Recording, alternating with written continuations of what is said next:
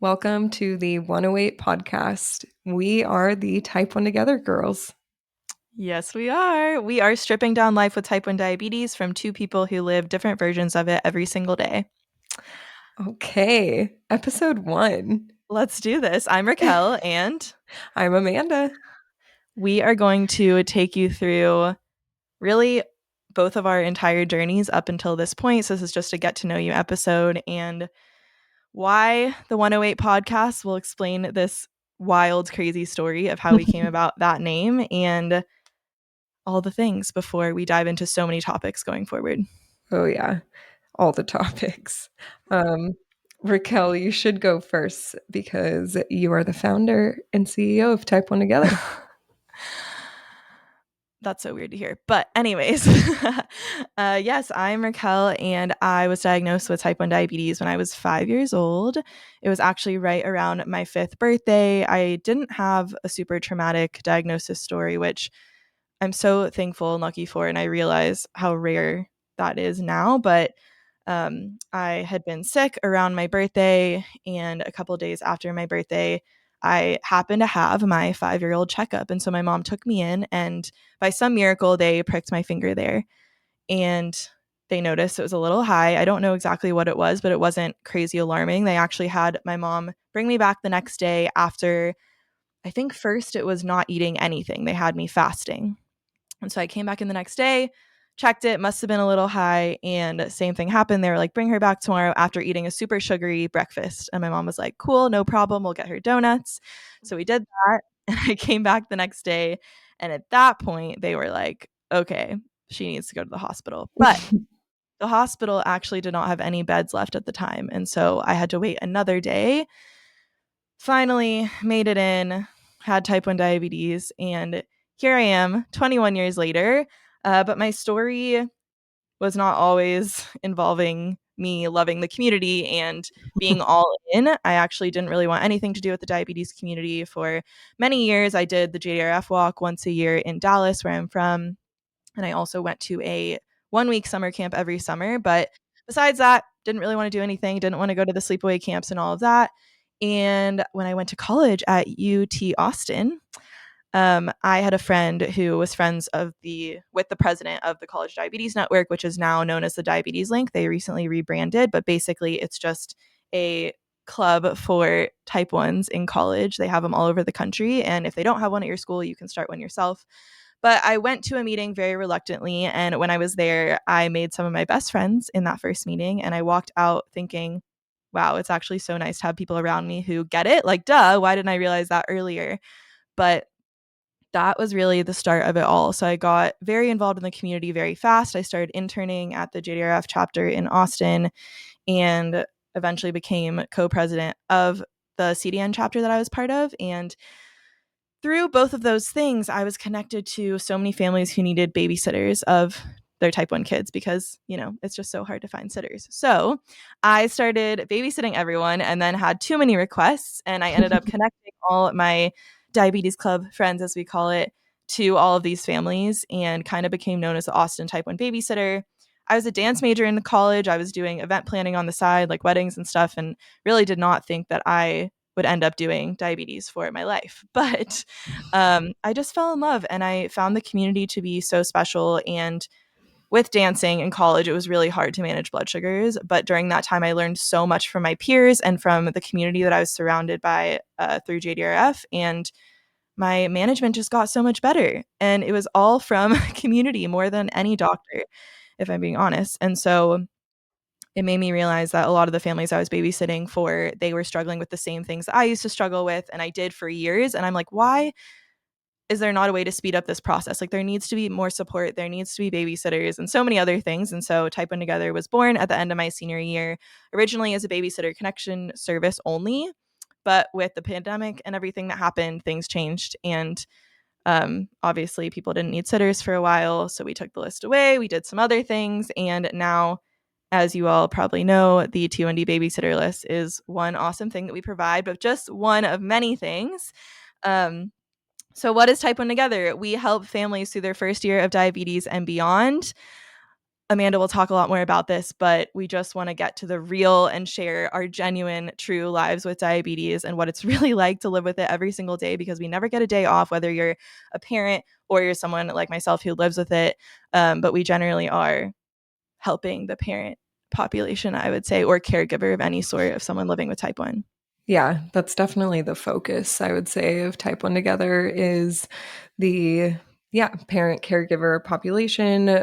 And obviously, in helping that population, we then help the children that have type 1 diabetes. But I say we have quite a few adults with type 1 who also follow us and say that they, get something valuable from some of our posts and our ideas Oh, and yeah. things of that nature. So that's exciting.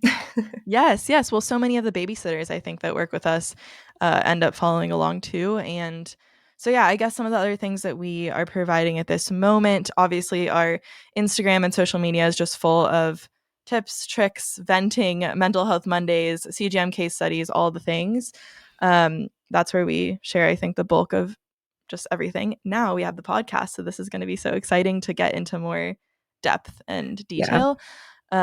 And then we have our Super Parents group, which is a community on the Honey Health app where you can get exclusive video content from various members of our team, including diabetes educators, a nutritionist, Amanda, myself, people in the community.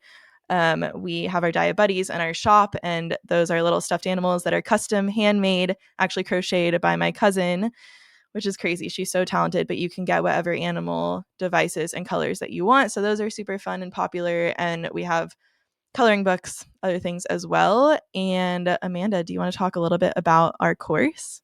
Yeah. So we also have an online video course, and it's got 90 plus minutes of content, and it's broken up into 8 modules. And it really is everything that I wish I knew in those early days post diagnosis. The kind of information that you figure out 6 months, 1 year, even 2 years in, and you're like, why didn't I know this day one? It would have made the management so much easier. Um, and Yeah. so, yeah, we wrote it together, we worked on it, and we produced it. And essentially, if you are newly diagnosed, or even if you're not, and you just feel like you're missing pieces of, the basics of type 1, this is a great course for you because you don't have to read one more thing. You can literally Yes. just buy the course. You have forever access. The videos are anywhere from like 5 to 15 minutes, depending on the module. And you can just lay in bed at the end of the day and let someone else talk at you in plain, easy to understand language. And it's from 2 people who get it and live with it every day. Um, so yeah, that's our online course. Yes. And we've also had some grandparents, uncles, aunts, teachers, coaches take it too. And they're loving it because they just get more of an inside look of diabetes. And I've heard from a lot of parents how frustrating it is to explain it to their parents or to all these other caregivers in their lives. And sometimes you just don't have that extra mental capacity to do that to every single person in your life. I feel that Yeah. way to this day. And so you can just hand this to them and let them go through it all, which is awesome.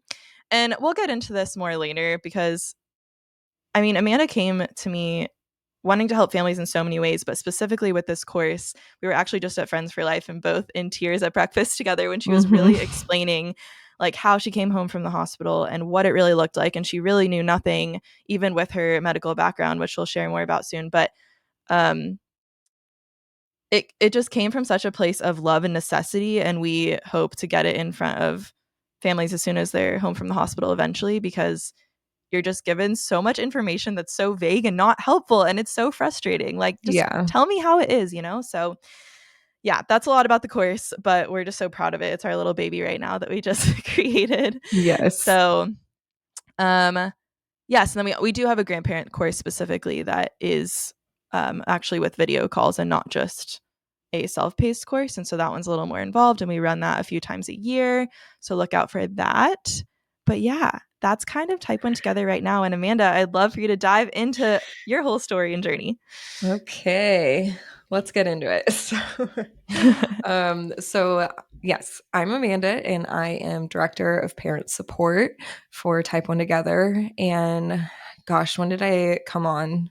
Like It 8 was months like ago now. January Yeah. or yeah. Yeah. So I haven't been here for that long, and I haven't been a type 1 mom for that long. So I'll just dive into that story.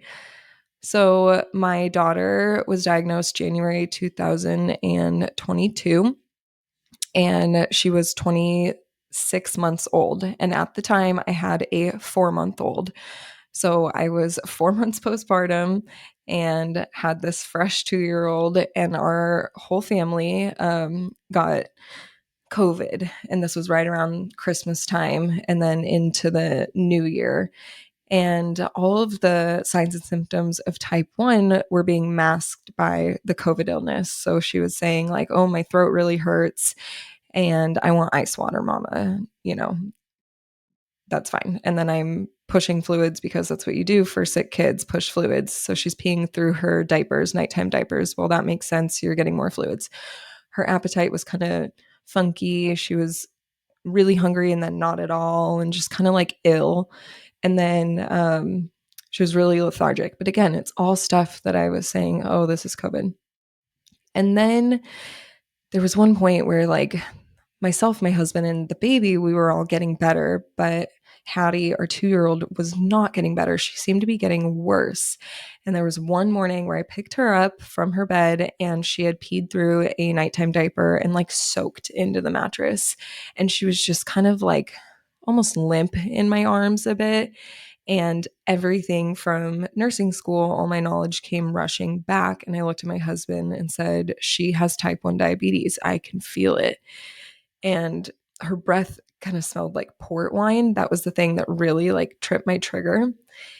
And, of course, my husband's like, can kids even get it? I'm like, oh, I don't know. I don't know. It's not anything that, I have much knowledge on, because for those of you who do not know, I am a former NICU nurse. So I worked in the NICU for 6 years and then, was on maternity leave to have our second baby. And this is when all this is happening. But in the NICU, those kids don't get type 1 diabetes. And we don't have it in the family on either side. And neither my husband nor myself had any friends with type 1 growing up. So we were really, newbies when it comes to this diagnosis. Anyway, this of course was on a Saturday. And so I spend the entire day doing like virtual medicine calls with a bunch of doctors. I talked to like 3 separate doctors, a nurse practitioner, 3 different nurses. Every single one of them was saying, no, there's no way it's type 1 diabetes. There's no way it's a UTI. That's what they all fixated on for whatever reason. And there was one doctor I remember specifically, I was on the phone with her and I said, I want to come in and just get a finger prick. Like, it's not going to take very long. I just need to know what her blood sugar is. I didn't realize that you could just run to CVS and get an AccuCheck. Now I know that. But yeah. And she said, no, like, it's a UTI. And since she's not potty trained, I'm going to want to do a straight catheterization to get a clean urine sample. And I was like, you're not sticking a tube up my child's urethra when she's awake. Like, that's so painful and it's unnecessary when I'm asking you to do a single finger prick just to check blood sugar. And if it's fine, then let's go from there and talk about doing a straight cath. And this doctor literally said, well, if you're not going to come in and consent to the straight cath to get a clean urine sample, then you can just wait until Monday and see your own pediatrician. And I was like, fine. And I hung up the phone. And if I had waited until Monday, she would have died for sure. So that was maybe 4 p.m. And it wasn't sitting right with me. And I called my aunt, who's actually a nurse too. She didn't even think it was diabetes, but she said to me, okay, like, let's take away our nursing brains. As a mom, what are you going to do if you don't take her in? And I was like, I'm going to watch her breathe all night. Like, I'm scared. And she said, then take her in. And I was like, you're right. And I think that I knew all day long, I knew it was type 1 diabetes, but I just like wasn't willing to admit it to myself. So I remember, packing everything up, including my pumping supplies, because I knew that, like, I just had this feeling we were going to be gone for more than just an urgent care visit.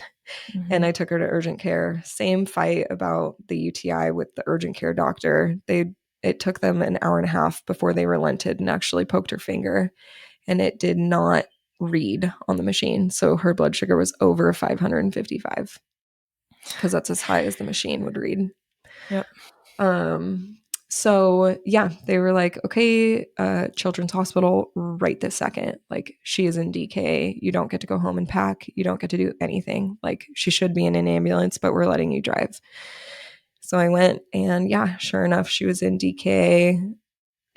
I mean, she very likely would have been in a full coma by the next morning, which is just awful and scary. And we can get into, I think, the hospital stay in another episode because it's quite traumatic, and I think it deserves its own episode to dive into the trauma of that. But yeah, we were there for 48 hours. They let me go early just because I got to skip quite a bit of training with my nursing background, which looking back was not safe and not smart. And I didn't need the training on how to draw up insulin from a vial and give an injection, but I needed a lot more education than I got, that's for sure. And then, yeah, we started our journey from there. I mean, again, lots of this stuff I think is going to need its own episode, but we barely survived the next few months. I had a full-blown panic attack. I needed meds and therapy to come back to baseline.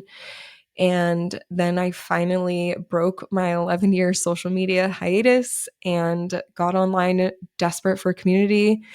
Little by little, found Type 1 Together, loved what you did, Raquel, loved everything that was posted. And I remember there was one thing that you posted that's, I think it was like $30 for 30 minutes with one of the CDCESs. And I was kind of like, what about like a call with a parent? What about parent to parent? And I DM'd you sort of with that goal in mind to start with, Right. kind of saying, I feel like parents don't have enough support from other parents, because it's one thing to talk to a nurse educator. They're very important. They're very smart. They know what they're talking about when it comes to diabetes. But unless they have a child with type 1 diabetes, it's just not, it's not the same. It's not the same. I'm like, good for you, but you just don't understand, it's just facts. Yes. But yeah.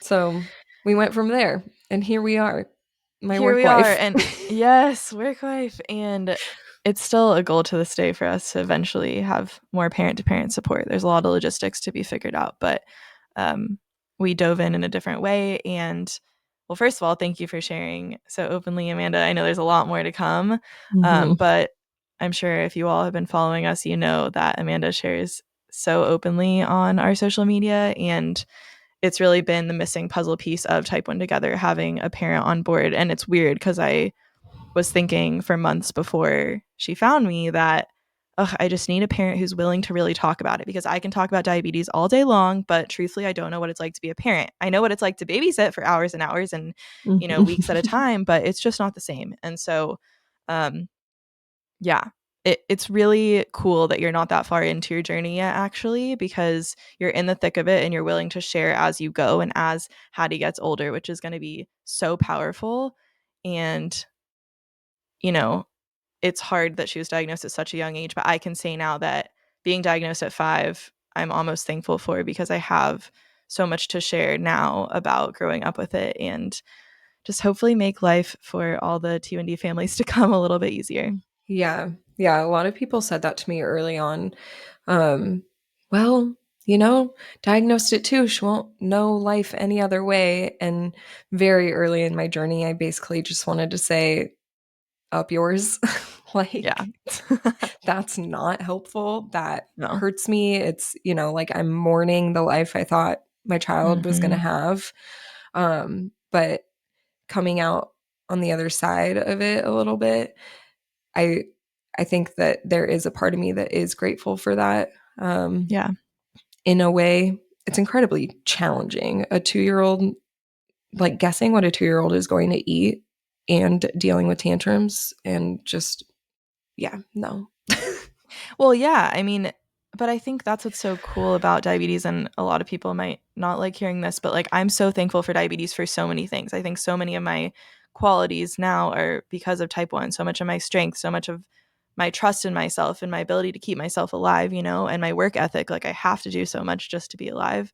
I was Yeah. thinking the other day, like even multitasking, like I'm not great at it, but like I feel like better than average because I'm always managing blood sugars and doing something else. Yeah. And I think it's so okay to hate diabetes and hate that I have it and also love it for what it's given me and for this life and my connections and community. And I just don't see a reason to, I mean, obviously, when you are upset about something, let yourself feel everything. This is really what I believe to the core. Like, vent it out, do all the things you need to do, and then move on when you can and try to find the good things about it because I'm stuck with type 1 probably for my whole life. Like, probably, right? We don't really know, but I'm just going to assume that. And so I might as well try to make the best of it. Yeah. I feel like this is part of the reason why we just immediately vibed too, because that is how I approach life is I don't shy away from the hard stuff and the hard feelings. And I'm not like, Mm-hmm. oh, pick yourself up by your bootstraps and get going. Like, feel it, acknowledge Yes, it, work through you have it, give to. yourself the time, but then you do have to move on. Like, Mm-hmm. living in negativity for months and months and months or years and years and years is not helpful for literally anyone. Yep. And I think we both got that from each other right away. Do you want to tell the story of the first time we met in person and why this podcast is called the 108 Podcast? Yeah. So this is just so crazy. I still can't believe it. But basically, was it when we first met that we realized this connection? Not Yeah, I over remember DMs? it was Yeah, at that at the coffee coffee shop. shop. Hmm. Yes. So I was diagnosed on January 8th, 2001. Actually, 2002. I said that wrong. But when was Hattie diagnosed? January 8th, 2022. Yeah. It's so So crazy. crazy. I'm like tearing up just saying that. It's I know. It makes me, weird. yeah, tear up It gives me too. chills. So 108, January 8th. We were thinking for a while about so many names for this podcast, and we really wanted it to have a personal connection and also be like deep and true and not just like, let's talk about diabetes, because Yeah. there's a lot of that and we just want this to be so much more. Um, and I don't know, 108 came to mind because we have that connection. And I think the reason why we make such a powered team is because we're sharing from the perspective of a parent and someone living with it, right? So we have both because Yeah. yeah, we experience such different things and it's important to bring both to the table. So, Amanda, do you want to say what happened when we decided on the name? Or we were Yeah. thinking about the name?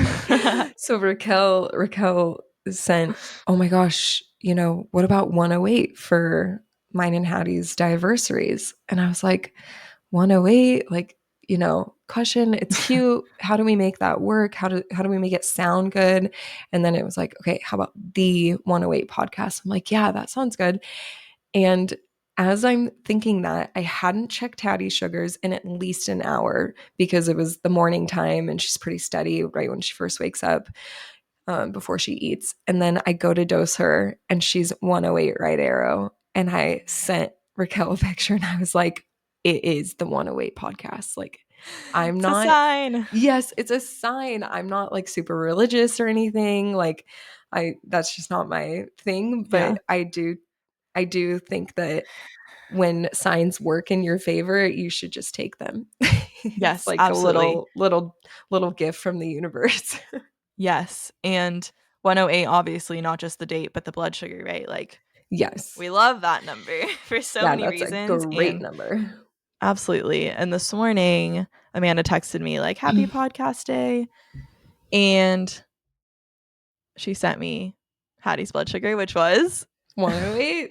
And so 108. was yours. And mine, 2 seconds later, was also 108 study. So There has to be something here. I'm feeling so many things.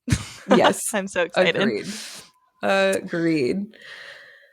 But yeah, Amanda, do you have any more thoughts about like what this podcast means for you and what you're hoping it becomes?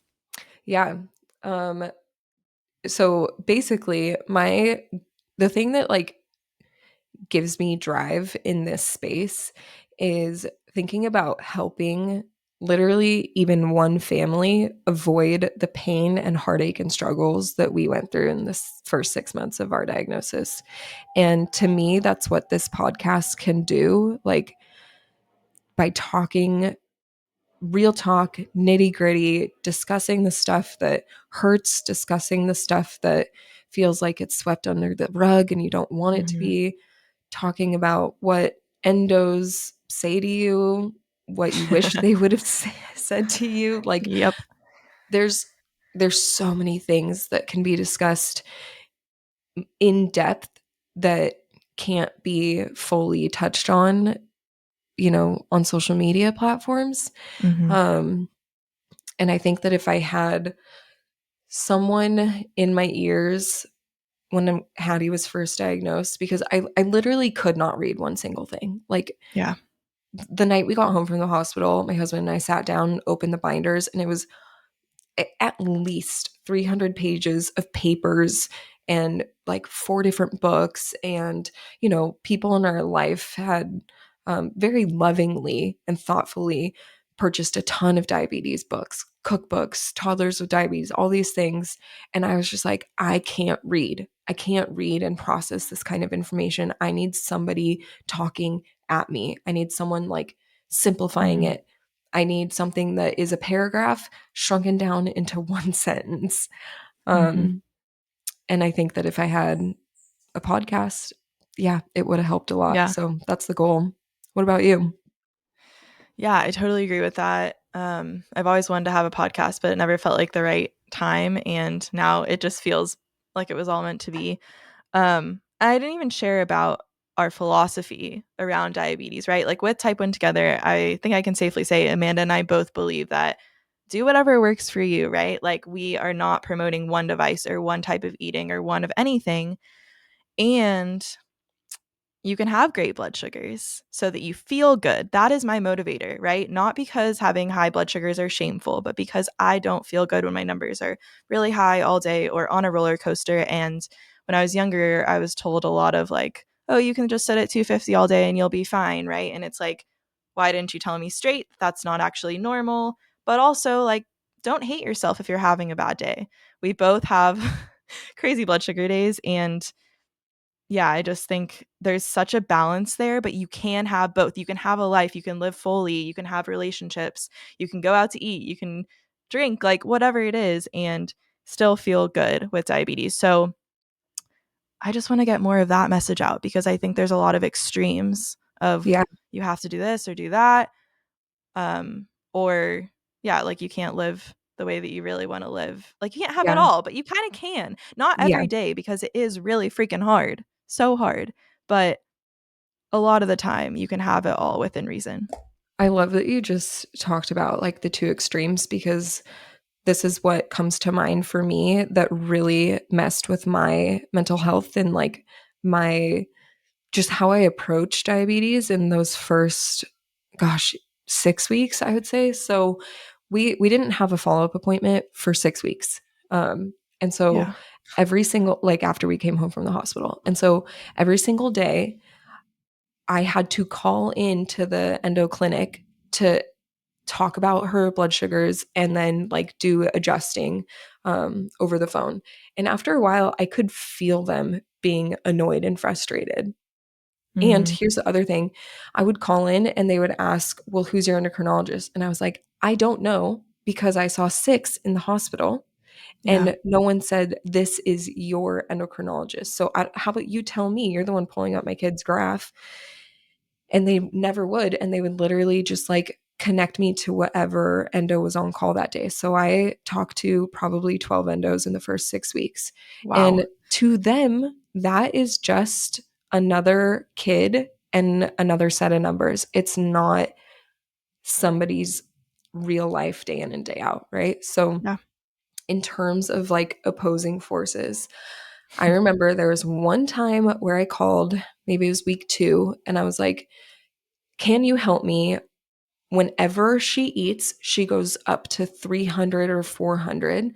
And then, like, an hour or two later, she comes crashing down, and I'm chasing lows. And, like, it's really scary. She's 2. I just don't know if she's going to eat that much, whatever. And we're on injections at this point, not on a pump yet. And this doctor goes, "Well, when you eat, do you think your blood sugar goes high?" "Yep, that's normal." And literally hangs up the phone. That No. endocrinologist was miserable. We talked to her a few times in those first 6 weeks. So I'm thinking to myself, I know that's not normal, but that's literally all you're going to say to me about this? Like, Yeah. you're not going to change anything or guide me through anything? Okay. And then I talked to another endocrinologist at the 6-week appointment. And what I was, asking her all these questions. How do I get her at a more normal level? Because I could already tell that when Hattie had really high sugar, or if she was on a crazy roller coaster, her behaviors were much worse. I could Yep. sense that she felt terrible. And on those random unicorn days where her blood sugars were at least under 200 for the most part, she was wonderful. Like, I could feel how much better she felt. And so, of Mhm. course, I'm going to try and do that for my kid. Yeah. And so I'm explaining this to this other endocrinologist. And I was like, wait, do you like, can blood sugars actually be flat? And she goes, yep, if you do it right. That is what she said to me. If you do it right? What? And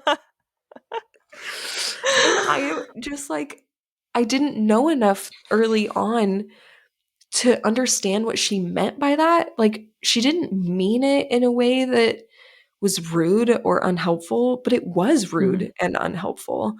And now I know how to mix those two, philosophies of like, oh, Yes. well, everyone goes high when they eat and comes down at some point. And yes, a flat blood sugar line is exactly what you should be aiming for. Like, there's a mix there. Yes. And I've figured out how to achieve it for the most part. Mhm. Yes, So and just being therefore, yeah, flexible. exactly. Yeah. And once I figured it out, it was like, oh, my mental health is good. My child's mental health is good. It's still hard. Hard days are Yes. always going to be here, but um yeah, it stopped feeling like uh truly the end of the world every single day, and started Mhm. feeling like, nah, this is our life. We got it back. We Yes. we call the shots. We're the driving force. Diabetes gets to take a back seat. Yes, it does. That's so refreshing. And yeah, there's so many unrealistic expectations put out, I think, by endos. And I want to preface this whole podcast by saying that I do respect endos a lot because Of course.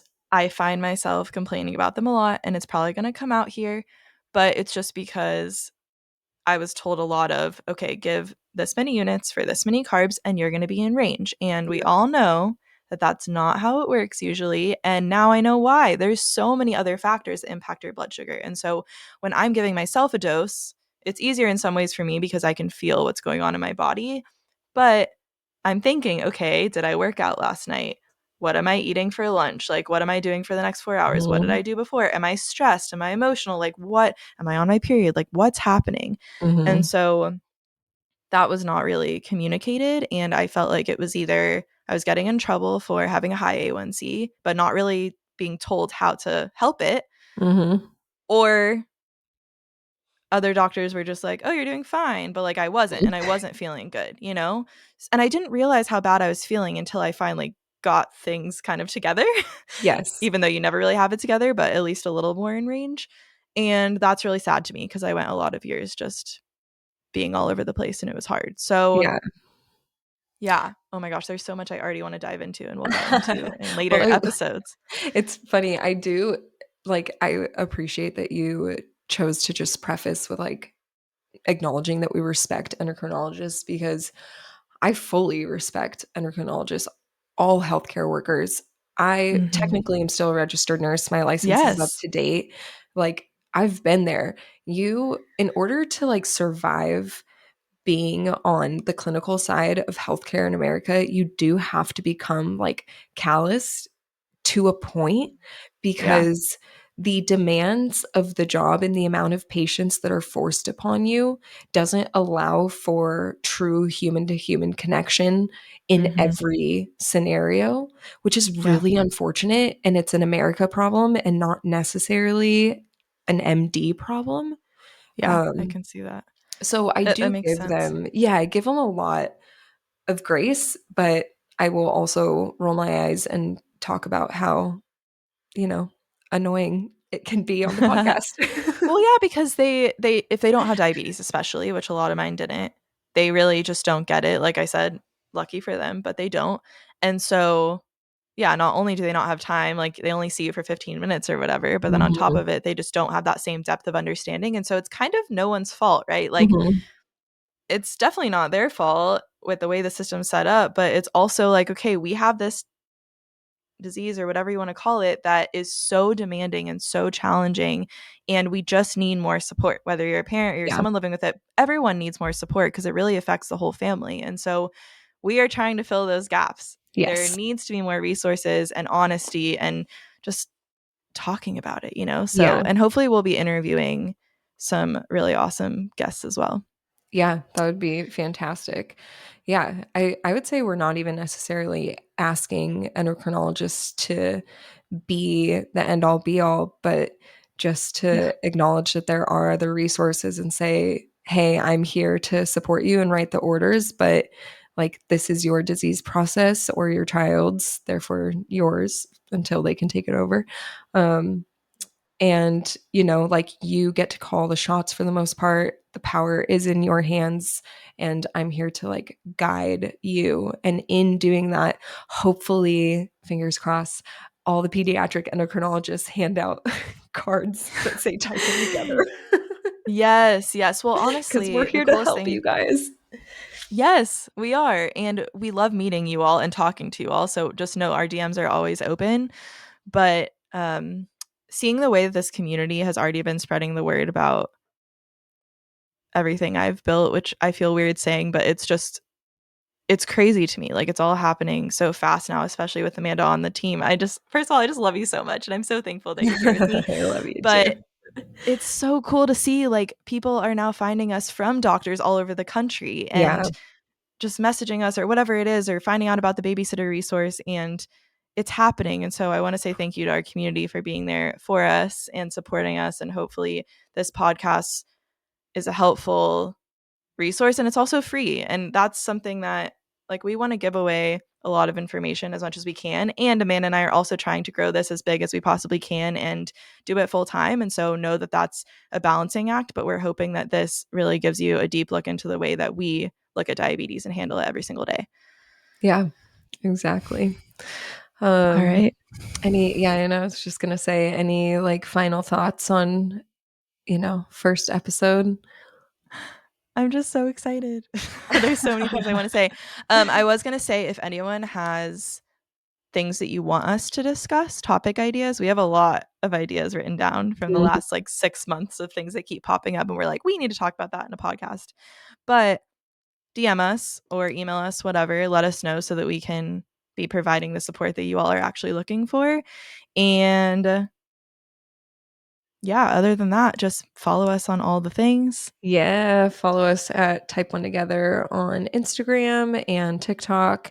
And we also have a website where you can purchase all of the like supplies and resources and courses that we have. That's www.type1together.com.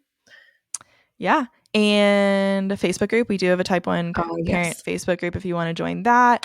It's just a good way to connect with others, as well as our Super Parents community, which is free and it will be for the next few months if you join now. So definitely check that out. Um, and what is it that all the podcasters say? Like, go rate and review us so that we can grow the Oh, show, yes. you know? Rate, review, and subscribe so that we can There we keep go. growing, so that we can, yeah, yeah, so we can make Get this as this out big as there. possible for all of you. So thank you so much for sticking with us and listening to episode 1 of the 108 podcast. Should we check blood sugars real fast as a way to sign off? Oh, I love that. Yes. You go first. I am 130 right now. I'll take it. My daughter is 87 right arrow. Woo! All All right, we love right. you, and we'll see you next week. Woohoo. See you guys.